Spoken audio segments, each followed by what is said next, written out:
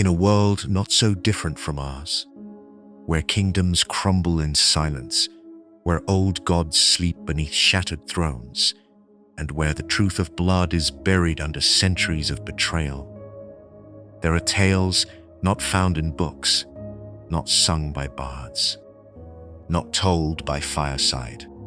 These are the lost stories, whispers passed from dying tongues, secrets sealed in stone, curses bound in blood. This is where they are remembered. Welcome to the Iron Hearth.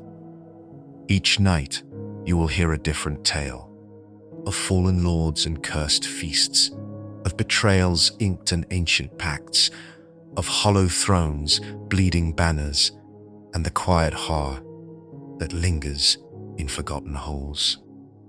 These are not bedtime stories to lull you to sleep. They are stories to haunt your dreams. So close your eyes, draw your cloak tight, and listen, asterisk. The fire is lit, the shadows gather, and tonight we begin with the first tale, the last feast at Dagger's hold. And may the old gods not remember your name. Whispered, as if spoken by firelight, when the crows came, they brought more than silence. They brought an omen, and in the shadow of that omen, they dined. The wind clawed at the black pine trees like a starving beast. It howled through the broken-tooth battlements of Dagger's hold, a fortress carved into the sheer cliffs of the Northmere Bluffs. The sea far below smashed itself against the stone like a mad prisoner. The sky hung swollen with ash-grey clouds, heavy as old guilt. On that night, 12 torches were lit along the causeway, and one by one, the heirs came home. Each of them had sworn never to return. Each of them had blood on their hands, some still wet. And yet, they came, because the letter bore the black seal, and that seal was their father's. High atop the cold keep, behind arched windows of dust and wharf, Lord Malric Fawn reclined in a throne of blackened oak, wrapped in furs of stag and wolf. His eyes were pale stones, sunk deep into a weathered skull. A man long past dying, kept alive, it was said, by something older than the gods. He waited by the Iron Hearth, a fire that never died. My blood returns to me, he rasped, into the flames, like wolves returning to the corpse. Outside, the bells began to toll. First to arrive was Sir Cale Thorn, eldest son, the bastard knight of the Eastern Marches. His armor bore the grime of war and the stink of horse blood. He rode alone, without banner or squire. A blade was strapped to his back, black steel, curved like a sickle, a sellsword's weapon.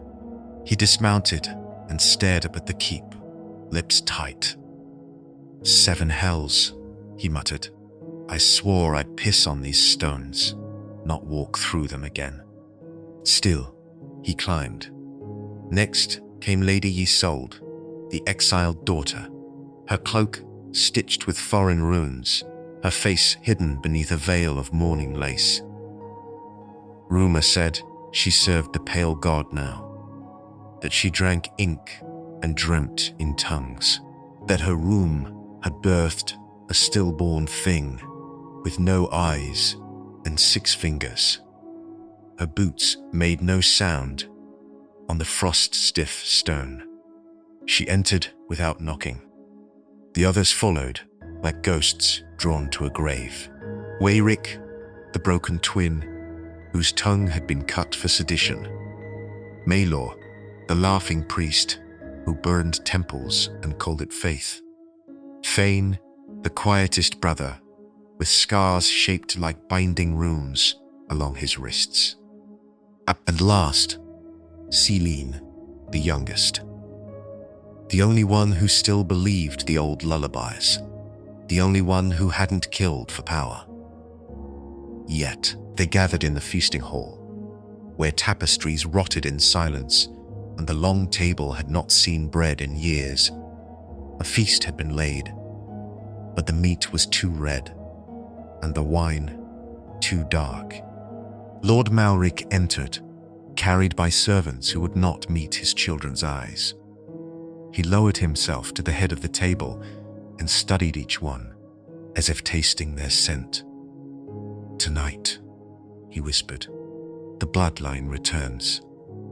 One last feast. One last pact. Then, the choosing." Celine trembled. What choosing? The old lord smiled with teeth like yellow stone. The Iron Hearth must choose its heir, and its curse must be passed. The feast had ended, but the storm had only just begun. As night bled deeper into the stones of Dagger's hold, the fires dimmed to embers, and the servants withdrew like shadows fleeing a rising moon. Only the lords remained in the great hall now, drunk, draped in furs, and swollen with meat and pride. The air reeked of spiced wine, blood, and smoke. Lord Goran sat at the head of the table, a man built like a carved tombstone, cold, unbending, and covered in the dust of old regrets. His left eye, lost in the border wars, was now an onyx stone bound in silver. It gleamed dimly as he stared across the long table at his bloodkin. To his right sat Sir Valen, the bastard blade of the house, sharp-tongued and sharper still with steel. To his left, the aging Maester Erin pored over parchments even as he sipped from his cup. Records of harvest, lineage, and debt. None spoke of the real reason for the feast. Not aloud, they all knew. It was the last night before war, not a war waged on foreign soil, nor one born of ambition, but something older, quiet, a curse awakened. "I heard the bones whisper it again," muttered Lady Morera, her voice thinner than parchment, her fingers ringed in raven feathers and old glass charms. The vault beneath the hearth cracks each year wider. The thing inside stirs. "A drunk woman's ghost tales," spat Sir Valen. "You've told the same since I had my first sword, and I'll tell it again when you breathe your last," she said, lips trembling not with age, but fear. It was bound beneath Dagger's hold for a reason. A long silence followed. Even the wind howling through the arrow slits seemed to hush. Lord Gowan finally spoke. His voice was gravelled by time and smoke. "My father heard it, as did his father before him, but hearing is not seeing. And I've seen nothing, neither have you." Maester Erin didn't look up. He merely said, "And yet the bloodline bleeds thinner each generation. Your daughter dead from fever in her cradle. Your eldest son broken at Dreadmarch. The gods take what they will." Enough. Gowan's tone ended the murmurs. But beyond the hall walls, something echoed. Not wind, not thunder. Something else. It came from deep below. A groan, a grinding, as if the earth beneath Dagger's hold remembered. The lords grew still. Goran's knuckles whitened around the hilt of his table knife. Even the torchlight seemed to flicker oddly, pulling inward as if drawn towards some hidden void. Mera's head turned slowly toward the hearth. A single flame remained there now, fluttering in the ash. I warned you. When the bloodline turns on itself, the stones wake, she whispered. Sir Valen slammed his goblet to the table. Enough riddles. Speak plain, crone. She rose, barely taller than a child in her robes, but her presence stretched larger now. Ancient, brittle, yet unshaken. You brought the bastard to the feast, she said, pointing a ringed finger at Valen. You drank beside him. You laughed, and yet you forget what your mother was. You forget what was whispered at her birthing. I forget nothing, Valen growled. You forget the pact that sealed your blood. And now, her voice cracked. Now it breaks. Then the fire died. A sound, like a breath drawn from the bowels of the world, filled the hall. Cold swept in, like a claw. Lord Garn stood, but it was not an enemy outside the gates. It was already within, and it was old. So very old. A breath, not of lungs, but of something older, curled up from beneath the stones, exhaling rot and frost. The goblets on the table quivered. Grease pooled on the meat, turned to slick jelly. One of the hounds chained near the doors whimpered low, then howled, a long, thin note like something mourning. Maira did not blink. You feel it now, she rasped. The binding weakens. The hearth cracks. The hold remembers. Sir Valen rose from his bench with a growl, steel clinking at his side. Enough of this, he began. But the stone beneath his boot gave a groan. Not the floor, not the wood beneath. The earth itself paused mid-step. His eyes flicked down, and the ancient flagstone underfoot pulsed. A slow throb, like a heartbeat beneath stone. The torch nearest the hearth guttered out, then another, then another. One by one, the lights surrendered. Darkness bled into the corners of the hall. Only that final flame in the hearth remained, flickering, like a soul unsure of its place. Maester Aaron stood, pages fluttering from his sleeve. Seal the gatehouse, he barked. Barricade the crypt stairs. Now. But none moved. All eyes turned toward the hearth, to the cracked black stone beneath it, once sealed with dwarven pitch and elder ash, once prayed over by 4 kings. Now it wept, heatless smoke. Lord Gorn's hand trembled as he unsheathed the short blade at his side. Ceremonial, but sharp. Mayara, he said, is it? Waking. She didn't answer. Instead, she stepped forward, toward the hearth. Her fingers undid a clasp at her throat. The raven feather cloak fell to the floor with a sigh. She walked barefoot now, robes trailing across old soot. Valen hissed, stepping in her path. What are you doing, woman? To remind it, she said, of the pact. And then, with hands that should have been frail, she knelt before the hearth, sliced her palm across an ancient shard of glass once buried with her grandmother, and let the blood fall into the crack. It sizzled. The stones drank it. A voice, no, a presence, moved in the room, not heard with ears, felt with marrow. I name you, forgotten, Marrow whispered. I name you, bound. I name you still. But it was not still. From below came a cry, not a beast's, not a man's, but both. A scream of something once human, stretched beyond human, clawing at its own name in the dark. Fame rose then, silent as he ever was. The quiet brother. the one with runes scorched into his wrists. He had not spoken a word in a year, until now. He said, "It remembers me." All turned to him, even Mara. "You," Lord Garen said, stunned. Thane looked toward the hearth, his eyes sunken and dry. "It called to me in dreams.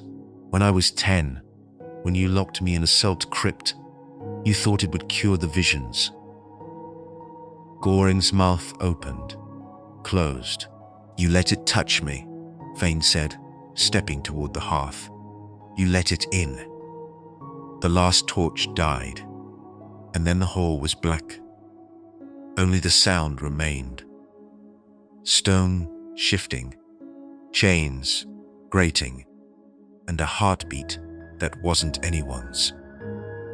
The high stone walls of Dagger's hold groaned with a strain of old secrets. Wind curled around the towers, but inside the great hall, not a soul stirred. Lady Marere stood unmoved, her eyes fixed on Sir Valen, as if measuring how deep his blood still remembered. The hearth had gone nearly black, save for a single ember breathing low and red in the ash. Then, a deep trembling crack, somewhere beneath their feet. Somewhere beneath their feet. Lord Goran's goblet rattled. His hand went instinctively to his belt. The sound wasn't just beneath them, it was within the stone, as if the keep itself were exhaling after centuries of silence. Valen, half risen from his seat, spat toward the hearth. "This is trickery," he barked. "Old women's tales. Rats in the vault." But no one answered. Even Maester Erin's quill had stopped scratching. He looked toward the hearth with narrowed eyes, his knuckles white where they clutched the arms of his chair. Then came the second sound. Not a crack, a voice, not heard with ears, felt in the marrow. A low, wet syllable, drawn like breath over stone. It had no shape in their tongue, but it knew them, knew their fathers, knew their oaths. Lady Marere whispered, "It speaks again." Sir Valen's face blanched. "You know it now, don't you?" she said to him. "That sickness in your blood, the fever you've hidden since the battle at Hollowmere, that wasn't war wound. It was calling you home." "You lie," he hissed, but his voice cracked. Marere stepped forward, her feet bare beneath her robes, the iron floor biting her soles. "You were born of her, Valen. She who bargained under black moons. She who opened the gate with her womb. And now, the fruit of that gate sits at our table." The hall erupted, chairs scraping, hands to hilts, the steward dropping his platter of bitter greens. But no one moved on her. Not truly. Because they all felt it, the echo in their bones, the pressure behind their eyes. Maester Eren choked suddenly, falling to one knee. Blood trickled from one nostril. "It's rising," he gasped. "The wards, they're breaking." Lord Gorn strode to the hearth. He pulled the iron poker from the coals, but the tip glowed blue, not red. "This is no fever dream," he muttered. "It's waking." And then the stones behind the hearth shifted. They didn't fall. They breathed, a slow inward pull, as if something behind them had drawn its first breath in centuries. A third voice spoke, not from the hole, but from below. "Unseal me." The floor shook. The stained banners on the walls fluttered without wind. Across the long feast table, goblets tipped, spilling wine that ran black in the firelight. Lady Marere collapsed to her knees, whispering over and over, "The bindings break, the bones forget, the watcher stirs." Sir Valen turned to flee. He made it halfway to the oaken doors before the hall screamed. Not a voice, the stone screamed, as if protesting what it had held for too long. The hearth erupted inward, A plume of ancient dust and freezing vapor burst from the mouth of the vault. Something moved in the dark, not quickly, not violently, but with certainty, like a beast returning to a long-abandoned den. Lord Gorn stood his ground, one hand over his heart. "My family swore the watch would hold," he said quietly, "and so I shall." "Fool," Maester Aaron rasped from the floor. "This is older than oaths." And then it stepped into the firelight. Not a beast, not a man, but a shape in the rough outline of both, antlered and robed in ancient flesh, its face masked in root and bone. Its eyes were not eyes, but hollow pits that drank the fire and did not give it back. It raised a single hand, long-fingered, clawed, ringed in old bronze. And Ser Valen stopped moving. His scream never came, only the sound of every torch going out, one by one, until the hall was dark. And Dagger's hold remembered. There was no light in the hall now, only breath, the sound of it, heavy, wet, shared. A fire had died, and with it, the warmth that masked the truth of Dagger's hold. Shadows clung to the beams like rot. The great hall, once echoing with jest and song, had become a tomb, not of stone and silence, but of memory. Lady Mayra still knelt, her eyes shut, her lips moving soundlessly, praying or reciting. Lord Gorn hadn't moved. The poker had slipped from his grasp, still glowing faintly, its tip pulsing like a dying star.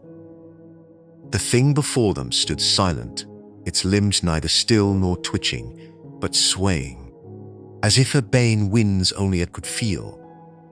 Maester Aaron, crouched low beside a fallen brazier, dared to whisper, "Oh, gods, forgive us. The gate was never sealed." The antlered figure turned its head, slow, deliberate, and though its face bore no eyes, all present felt its gaze fall upon each of them in turn. Like a thumb pressed behind the eye, then it spoke, but not with sound, with remembrance. Visions poured into their minds unbidden, a chamber beneath the earth, lit not by flame, but a violet glow pulsing from a carved monolith. 12 figures in bone-woven robes, surrounding a crib of iron, whispering oaths to a presence that filled no space, yet drank all light. A pact struck, not for power, but for survival. And the price, a seed placed in flesh, a bloodline. Ser Valen screamed. It was his voice again, alive, desperate. But when the others turned, he was no longer a man. His armor, still intact, seemed to hang on a body no longer shaped by bone alone. His skin had grayed, his veins risen black and hot beneath it, and his eyes were gone. Only void remained. He spoke not in pain, but in revelation. "I remember." Mayra rose, her face soaked in tears.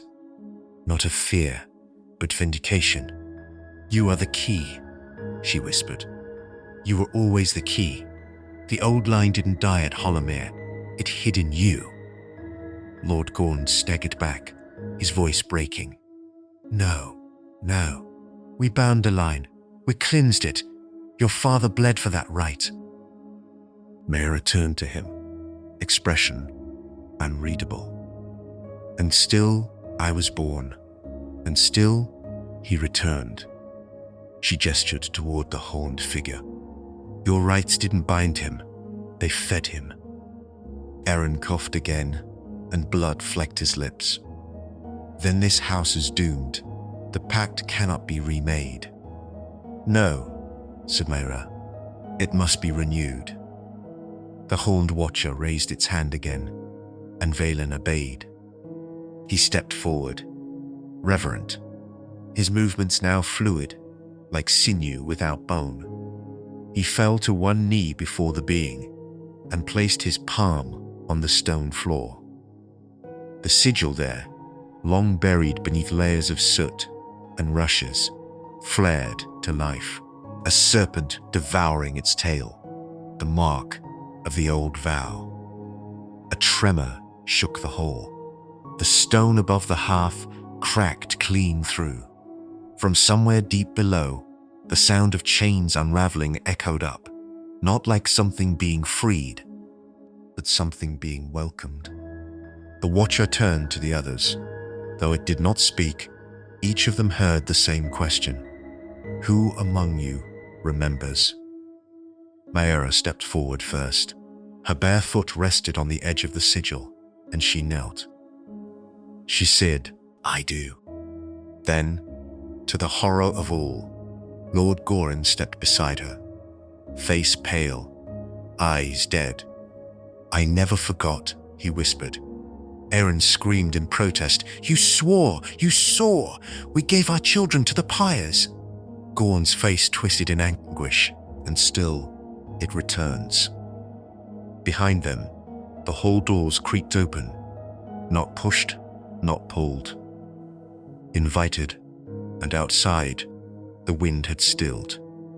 The forest beyond Dagger's hold no longer whispered, because it listened. Something had returned.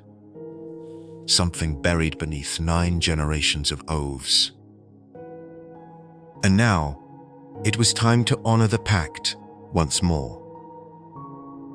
The banners on the stone walls hung still now. Not a ripple, not a breath. Outside, snow fell in silence, thick, slow, and strange. Inside, the feasting hall had become a mausoleum of dread.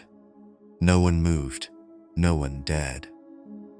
The sound had not come again, but its echo, whatever it had been, lingered in every corner. Maester Erin clutched his chain, eyes fixed on the single flame still dancing in the hearth.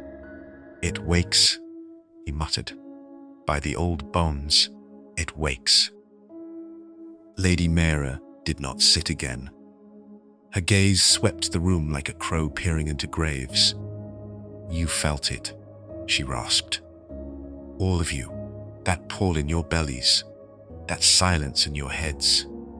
That's not fear, that's memory. Lord Gorin's voice came low, cold. What? Wakes? Mayra's hand shook, rings clinking softly, as she raised a twisted finger toward the flagstones beneath their boots. It was buried, she said, by your grandsires, by mine, but they only buried the husk, not the hunger. A few of the lesser lords exchanged glances. One made the sign of the 7. Another whispered a prayer to the deep root. Gorin's eyes narrowed. Speak sense. Mayra stepped toward the hearth. Her shadow stretched unnaturally long across the table. You built your hold on its spine, she said. Laid your foundation stones atop its bones. You thought it dead. She turned. It is not. Then the dogs began to whimper.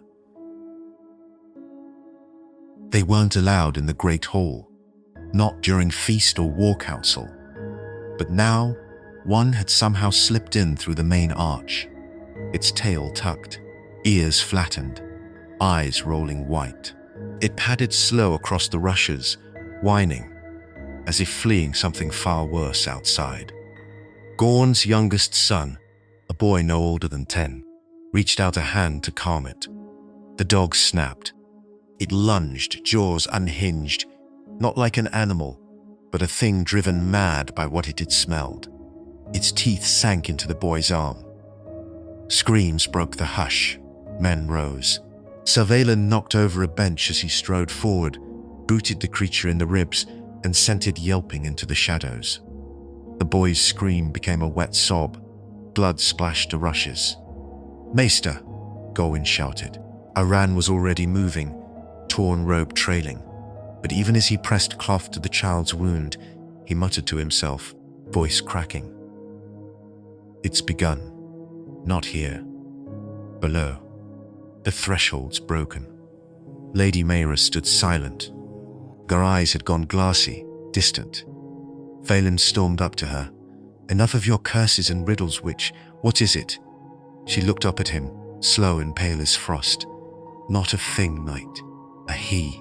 A son who was never born, yet always buried. A will denied the sky, and now the blood has run fresh above him." She looked toward the cracked hearth. "He smells it." Then the flame died. The hall dimmed. All torches pulled inward once more, dimming not from wind, but from something feeding on the light. Stone creaked beneath their boots, behind the walls, and then a voice. No mouth spoke it, no tongue shaped it. It simply was a wordless, aching groan of remembering. Not in the air, but in the bones. It stumbled around, but covered by solid sadness and flax. One began to whisper his mother's name over and over until his tongue went limp. Lord Gorn gritted his teeth. Swords out, now. But Morera only whispered, "Too late." The rushes blackened. The stone beneath the table split with a sound like a rib cracking. And from that narrow seam in the center of Dagger's hold, something warm and wet rose.